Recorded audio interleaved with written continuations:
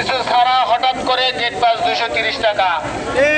এটা কোনো ড্রাইভারের পক্ষে 230 টাকা দেওয়া সম্ভব না।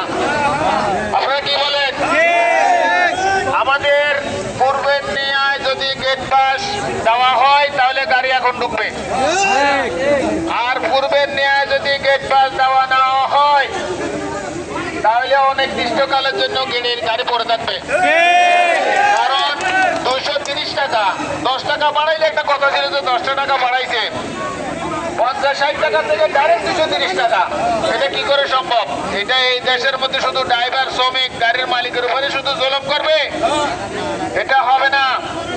আমাদের পূর্বের নেয়া গেট পাস দিতে হবে, না দিলে আমাদের ড্রাইভার ভাইয়েরা গেট পাস কাটবে না, গাড়ি বন্দরে ঢুকবে না। আমরা কোনো গাড়ির বন্দর আমরা বন্ধ করি নাই, বন্দর ওনারা